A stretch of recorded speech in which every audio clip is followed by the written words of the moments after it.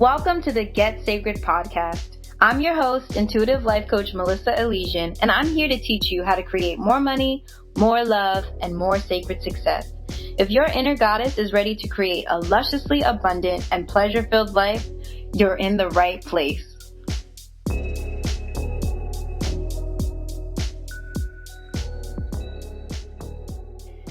Hey love, this week on the podcast, what I want to share with you is a recording of me teaching the 5 essentials for living a sacred life.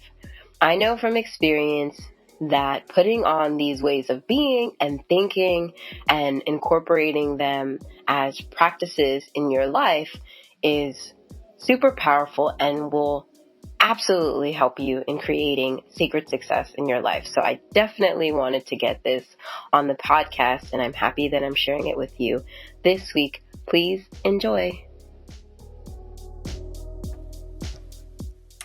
So I want to tell you 5 things that I think are essential for living a sacred life.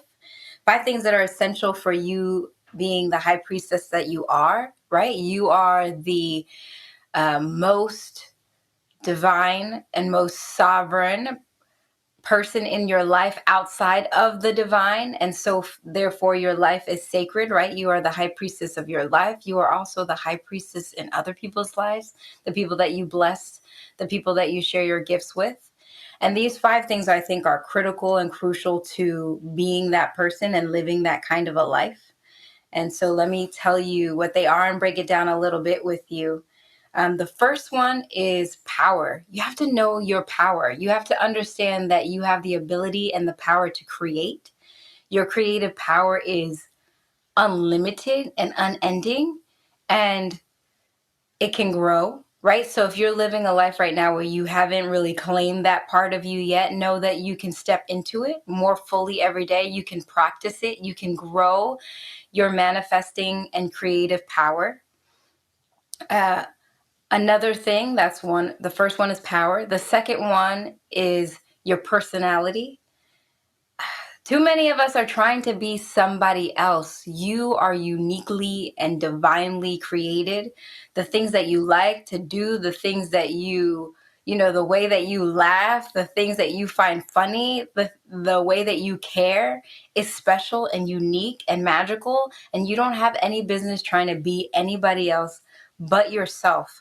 Part of your presence on this planet as a priestess is showing up fully as who you are, right? You're here with meaning and purpose, and you have to show up as yourself to do that. You can't show up as someone else and claim your spot. You can't be someone else and be the priestess of your own life. So that's the second one. The first one is power, and the second one is your personality. The third thing that I think is essential for living a life that's sacred and claiming your divinity and being a priestess is your purpose. It's about knowing that, right? What I said, that you're supposed to be in charge of your life. You're the most sovereign, but that you have gifts to share with other people. And I don't really believe that our purpose is necessarily ever this grand thing.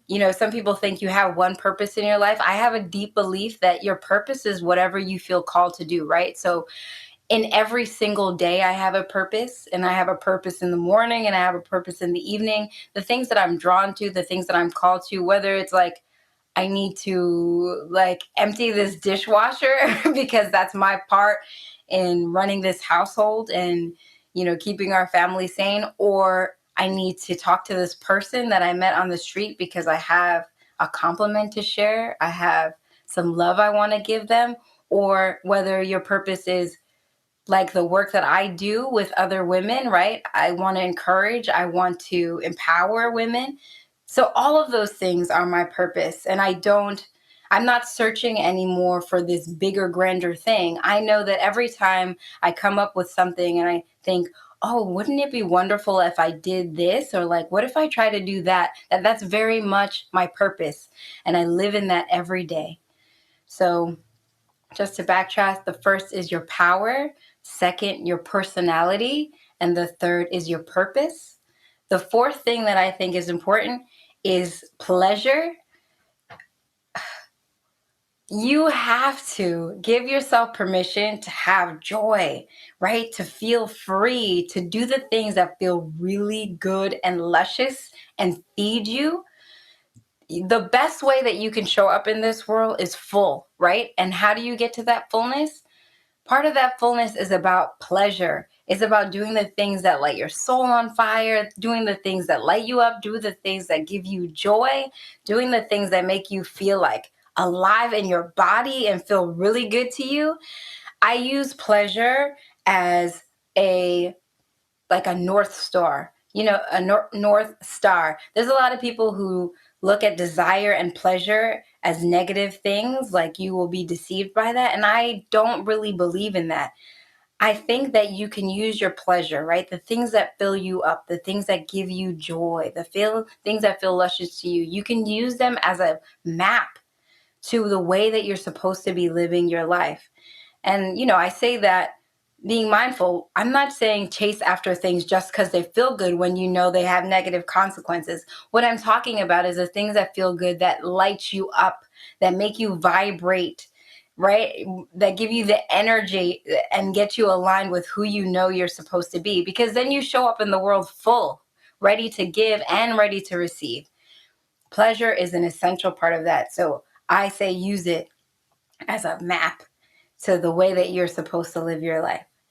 So power, personality, purpose, pleasure, and the last thing I think you need and is essential for living a sacred life is prayer. You have to stay connected. You have to get connected to your source and to the divine. And that doesn't necessarily for everyone look like getting on your knees and praying. I mean, I have someone in my life that I think is so beautiful. He prays like prostate. I think it's like, I have such reverence for that, right? For this dedication to the connection through prayer, right? So whether your prayer is through a yoga practice or your prayer is through meditation or your prayer is on your knees, like I grew up in church learning how to do, or whether your prayer is at a church or if your prayer is in a journaling, find your way to get connected to the divine is how you fill yourself up with your source. Absolutely essential for living a sacred life.